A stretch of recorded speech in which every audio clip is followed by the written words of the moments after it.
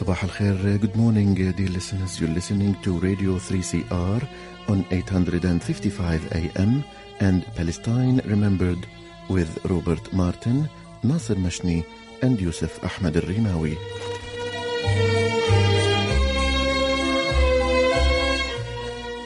Palestine Remembered is Australia's only English-language radio program that is totally dedicated to Palestine. We'd like to welcome those listening on 855 and those that will join us on podcast at 3cr.org.au.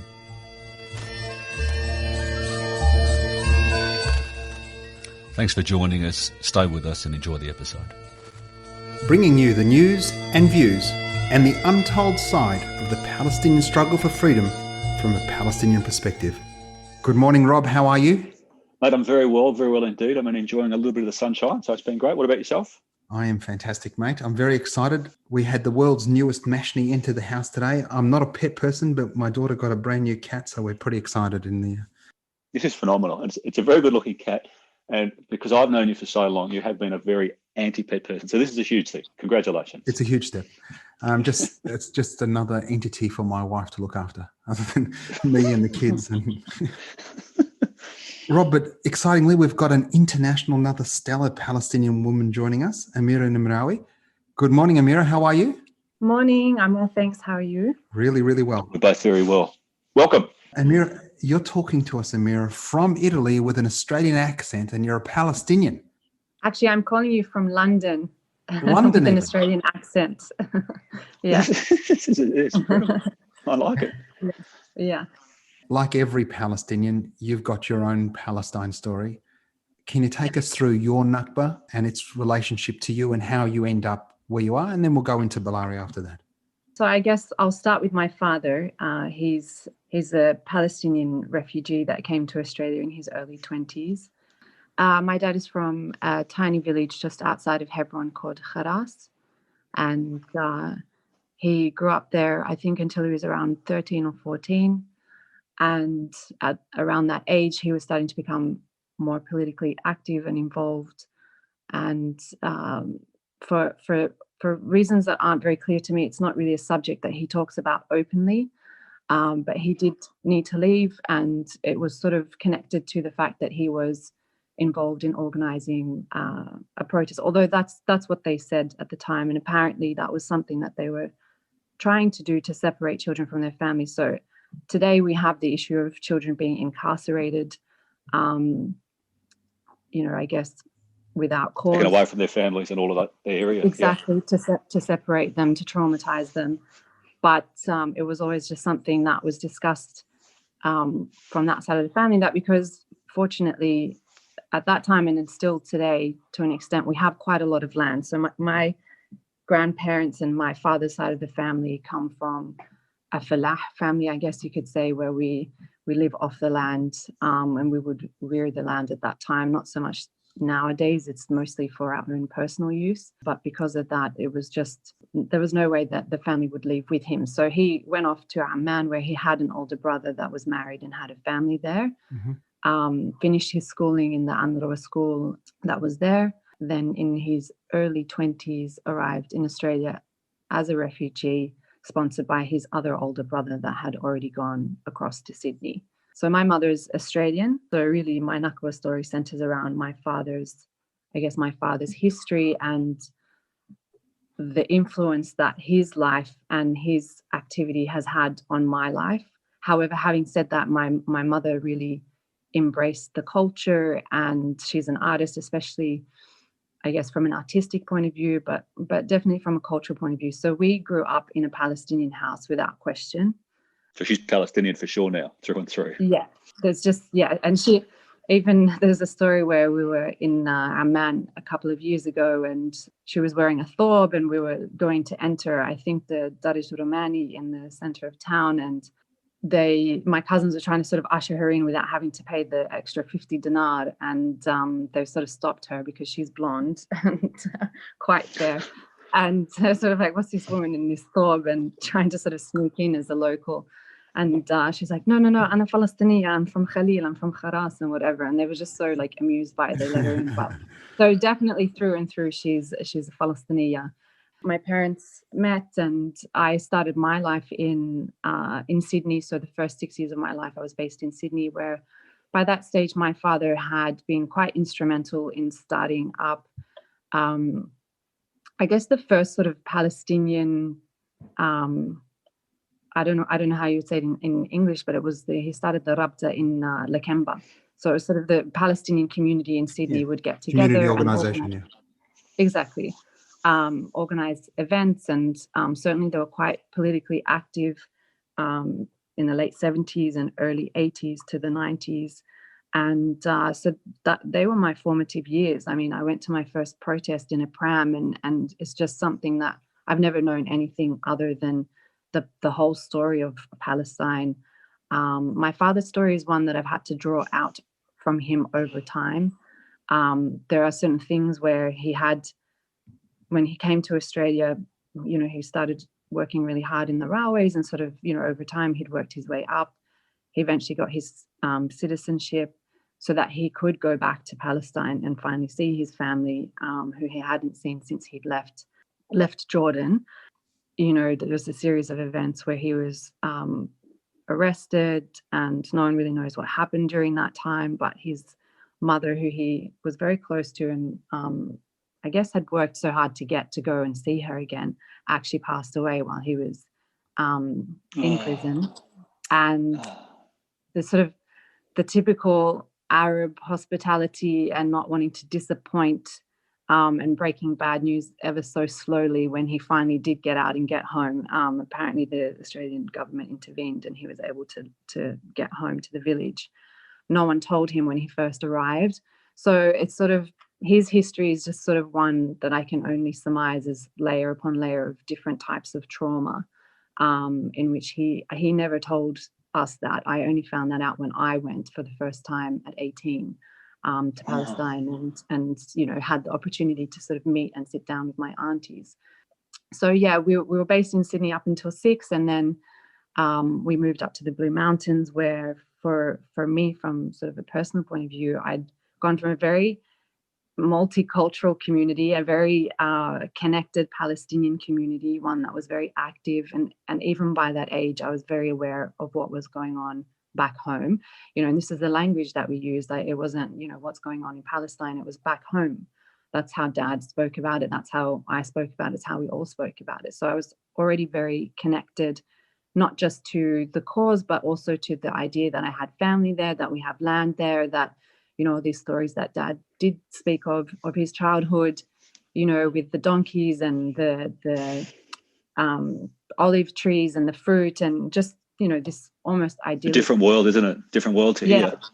Childhood, and also just different to there now. When I go back and I sort of look around and see that there's now a few generations that have never known that type of life over there.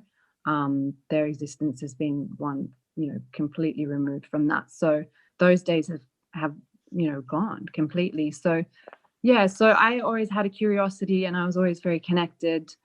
I think also to an extent, growing up in a community that wasn't so multicultural in the Blue Mountains, I tried really hard to kind of find my space.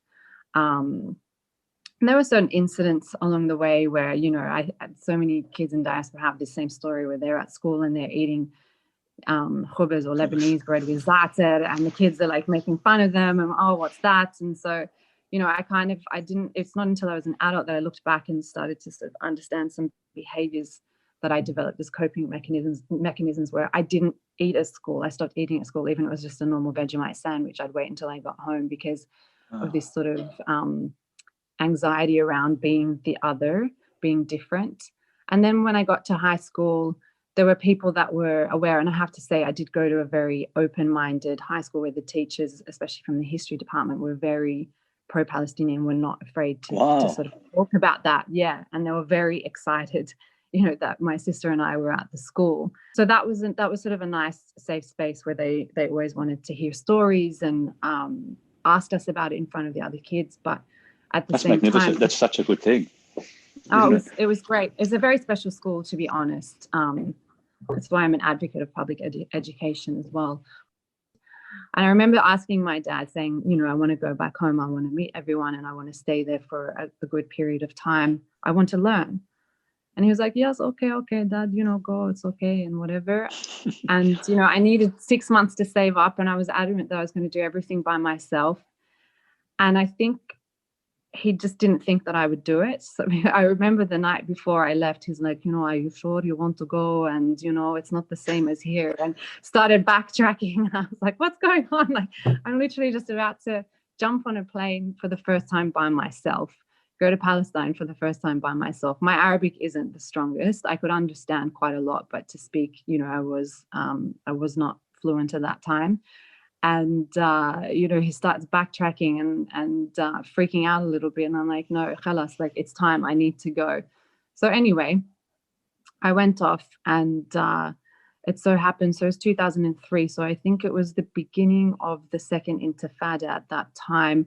And certainly when I was there, I had nothing to compare it to except for the stories from my father and my family that had been backwards and forwards over the years.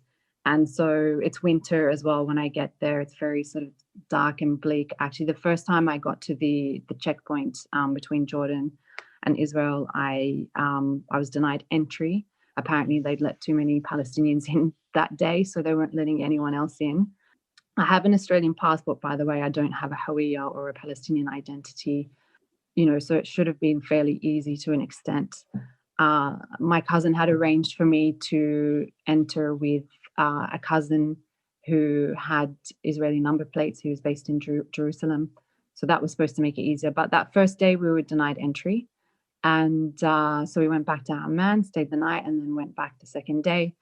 And, I guess you can imagine as an 18-year-old who, to an extent, had lived a pretty sheltered, typical Arab upbringing in that, you stayed at home. I didn't even get to go to camp or anything like that. I'm now standing here. It's a big jump. Yeah, checkpoint. And they start asking me questions and sort of interrogating me. And, then I get passed from one soldier to the next soldier and finally end up with this. And I get separated from my cousin as well, by the way, who, has all of the documentation to enter, but he goes through the same thing. Out of the corner of my eye, in those days, it wasn't an air-conditioned, closed sort of, lounge space that it is now. It's just sort of like almost like a bus stop with like a little bit of shelter, but there wasn't that much shelter. And even though it was winter, still quite warm at that time. So there were people just sort of standing out in the sun, old ladies standing. There's no chairs, you just kind of taken to the side of almost like a road. There's like little huts kind of thing that are the offices. And then finally this young guy comes and he's got this American accent and he's like trying to trip me up. He's like, so, why are you here? And I tell him I'm come to visit my family, blah, blah, blah. And then he's like, but you said that you're studying. I'd been accepted at that stage into nursing for the following year. But at that stage, it was obviously summer in Australia. And I was like, yeah, but it's like summer holidays. And he's like, oh, yeah, right. Okay. And he was probably only a year older than me. And I just remember at that time thinking, this is so weird. There's this 18-year-old American guy who's like asking me questions on my own land. All I'm trying to do is to get in to see my family for the first time. He's trying to sort of trip me up with these very odd questions. But anyway, finally I get let through, and I had to be driven sort of not all the way through to the village because at that time my cousin couldn't drive all the way based on his number plates. Oh. So, there's sort of this section that I had to walk alone because they put up checkpoints outside of Halhul, and it's sort of for us is like the top of the hill. So if there's checkpoints there, like you can't drive down into the village. And back then as well, like the village wasn't as developed as it is now. Like at that time, it was literally a dirt road. And I had no idea of what these checkpoints were, but they were literally just boulders that had been sort of, piled on top of each other to stop you from being able to go anywhere or do anything. And sometimes there were broom gates, etc. But a lot of the time it was still very makeshift at that time. So it was just a very surreal experience to get out of the car and have to kind of walk this way, not knowing where the hell I'm going, to then end up where I meet my uncle next to this pile of rocks. And it was certainly not the sort of... Not the romantic image. Yeah, exactly. Growing up of, coming to Palestine and, seeing kuts and, all the olive trees and all these sort of, as you said, like very romantic symbols and notions of what Palestine was. And so I think that was quite a sort of stark point and memory for me, in that was the beginning of my real education, if you like, to an extent, of what it meant to be a Palestinian and what was actually sort of happening there. That was sort of the first introduction to how humiliating this very organized structure is for Palestinians. And then I experienced it for the 4 months that I was there and lived it. Every time we got on a bus, at that time they'd pull you over, take your passport, sit in their Jeep and just sit there for an hour, 2 hours, 3 hours, and you literally can do nothing. And you're trying to get from, I don't know, Newtown in Sydney to Bondi, for example. The distance isn't that great, but it's this very organized, systematic approach to dehumanizing and just stripping you bare. Other things showing the power, isn't it? Exactly. Because they were just kids as well, just sitting there, drinking their coffee, smoking, laughing, listening to their music, and then they just come on the bus, throw the passports, on the floor, and then jump off, and we'll just sort of look at each other like, okay, we can go now. So, that first experience and that first trip was very much marred by what was happening at the time. There's one sort of very particular day where I'd gone to Jerusalem to visit family, and we'd stopped in Ramallah to visit a cousin. We stayed the night there. My uncle and I were leaving Ramallah to go back to Hebron that morning. At first, we didn't really understand what was going on, but basically we'd get into, they call them taxis, but they're like minivans where everyone sort of piles in and they have their route, and then you get out and you sort of swap and whatever. And you meet lots of people there. People are very chatty. I've been invited to many dinners since sitting in those vans, which is what I love so much about Palestine just overall. But yeah, so we'd get in and we'd drive a couple of minutes, and then they'd say, okay, you have to get out. You have to go down there. I think for most people, they were kind of okay because they were used to this. But I'm like, what's going on after the 3 or 4 taxis? And these are like really, we're talking like a kilometer or 2, and then we're getting out and having to change. And that's, not normal, especially between Ramallah and Hebron. Like usually there's just one bus, you get in the interchange and then you just go straight to Hebron. But anyway, we realized that there had been a suicide bombing outside of Bethlehem. And so they'd completely shut all the roads down. We're having to take all the back roads, but a lot of the back roads, especially around Ramallah, had sort of checkpoints. So we're having to play this game of this maze that we didn't know the plan for, and just had to get in, get out, get in, get out, and get to outside of Bethlehem where we're waiting for a taxi. And all of a sudden, this Jeep just comes screeching and almost running into us, and people just sort of scattering like Skittles, because you just don't know what they're going to do. And it's just such a surreal thing to just be standing there waiting for a taxi politely, and then they jump out, they start yelling things, and then they start shooting in the air. And I'm just like, oh my God, this is sort of the first time that I've experienced this. And so I start grabbing my uncle. I'm like, yalla, yalla. And, I start trying to run. And he just like puts his very calm hand on my hand, and he says to me in Arabic, like, don't be scared. We're just going to walk very calmly and slowly, and just don't worry. I'm just like, what does he mean, not worry? These people are literally shooting at us, and we end up having to sort of climb over more rubble and then down into this rubbish tip. And so I'm walking here and I'm looking around as, gingerly as I can, just to the side, because I'm too scared to look behind. And this is the other thing, they're telling you just to keep walking, imshi, and they're shooting. I don't know if they're shooting in the air just to scare us. I don't know if they're shooting at us. You can't turn around. Everyone seems calm. And I just remember this moment where I'm just like, what is going on? This is not normal, obviously, but it has become normal for these people, for my uncle who's standing next to me. And all we can do is just calmly walk away through a rubbish tip. So again, that was sort of another, I guess, formative experience for me, where I started to really understand just the terror and the humiliation and the uncertainty, and here's my uncle who works very hard with no glass, no wind, no sort of closures on his windows. So, it's I really sort of understood what it meant to sort of have family and to have community during that time as well. I gained so much from that experience that when I left, I always carried it with me, and I always knew that I would come back somehow and help. And I'd enrolled in nursing. I actually wanted to be a doctor, and I'd always grown up thinking that I'd be a doctor and I'd go back to Palestine and I would, help. Ended up looking a bit different. I still hope that I'm helping now, but in a very different way. But, I guess for me, that's my formative experience and connection to Palestine. Now you're back in Sydney. You need a pair of shoes. Yeah.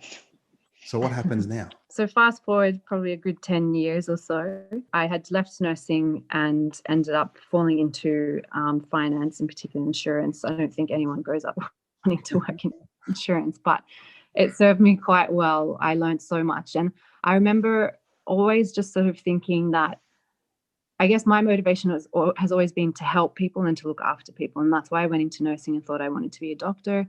I did the nursing thing for about 6-7 years, but for me, I just burnt out.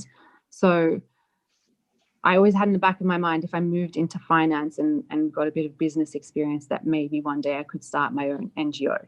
That's sort of how I was thinking at the time. And working in corporate, just, I guess, identified a gap in the market when it came to good quality, comfortable shoes that were made ethically, that also maintained a certain level of aesthetic, I guess, that people like myself working in corporate, those sort of corporate culture dictates that you need to dress a certain way. And what's the company called? Ballare. Ballare. And what does Ballare mean? So Ballare means to dance in Italian. I chose that name, one, because I started off with ballet flats, and secondly, because I wanted the brand to encapsulate how I envisioned a woman being empowered and being free. And for me, dance is sort of the ultimate expression of freedom. And I think especially for women, and it's very closely tied to Palestinian culture and how the women come together and how we dance together.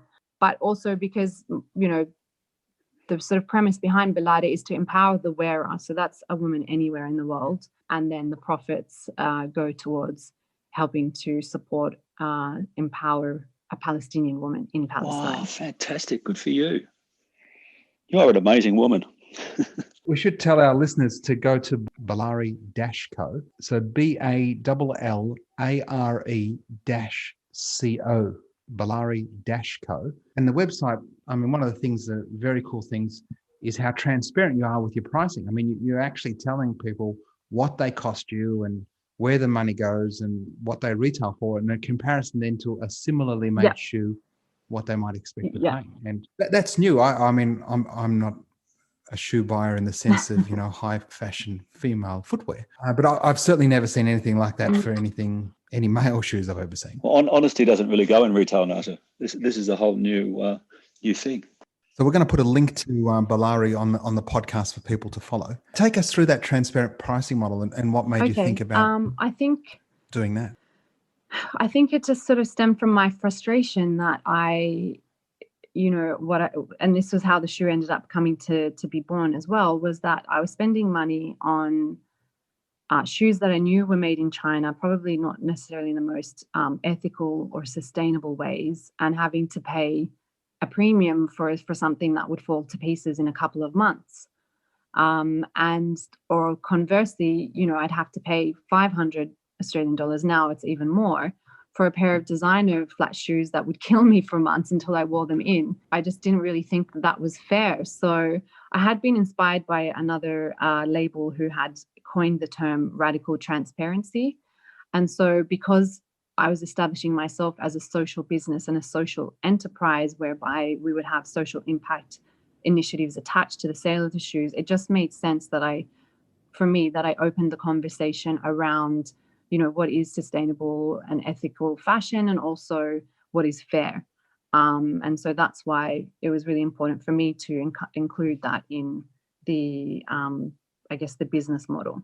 And then 50% of all of your profits go to partner organizations. So tell us about some of your partner organizations. Yes. So I started off with UNRWA because at that time I I was going to Palestine every few years, so I knew it quite well, but I was only going to visit family. I'd never had any sort of experience in any sort of humanitarian aid or NGOs or that sort of thing. So for me, I was quite nervous around where the money was going, and obviously, as probably most people would know by now, that it's not easy from a financial point of view to send funds to Palestine without raising a whole heap of rigmarole that goes with sending money to Palestine. And that's even if your bank, for example, has Palestine on the drop-down menu to send it to.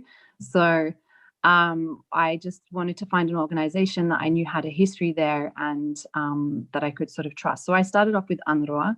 However, since launching Balare, I have also transitioned careers. So I am now working with the Palestinian Medical Relief Society, and that came about from a volunteer experience that I had over there now almost 2 years ago, where I spent 6 weeks volunteering with PMRS in Bethlehem and started to understand that side of Palestine a lot more deeply, and have since changed how I partner with organizations. So UNRWA was the first, and it was focused on educating Palestinian girls. That's really important to me. And since then, I've partnered with PMRS for some initiatives around educating girls around their bodies and their rights associated with their bodies. And more recently, have partnered with the AIDA Youth Centre and the AIDA Camp with the production of some masks. Yeah. Me too. That's how I ended up volunteering, was actually through a team from AIDA Camp called Volunteer Palestine that set me up with that, and they've become my second family.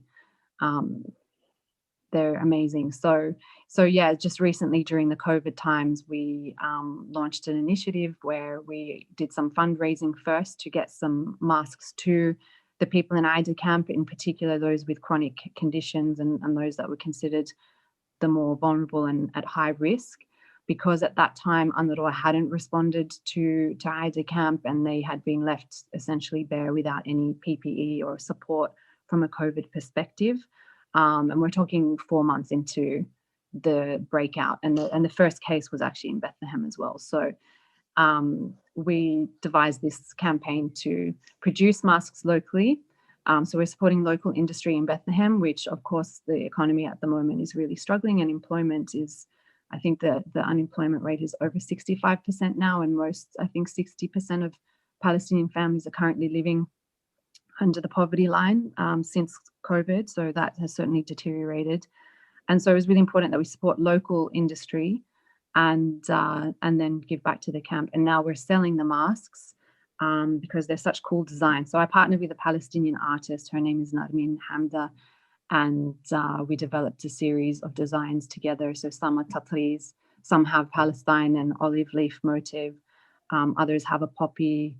And I think there's a yasmin one or a jasmine flower that we're now selling. So the 100% of profits from those masks is going back into the camp for other initiatives. So for example, we've managed to secure some medication for those that are chronically ill for 6 months, because it's really expensive, and also they can only get it from Jerusalem for some particular medication. So we've focused on supporting them from that perspective as well. I've got to say, the Yasmin one is my favorite. So ballare-co.com. So BALLARE-CO.com. But the link will be in the podcast, ballare-co.com.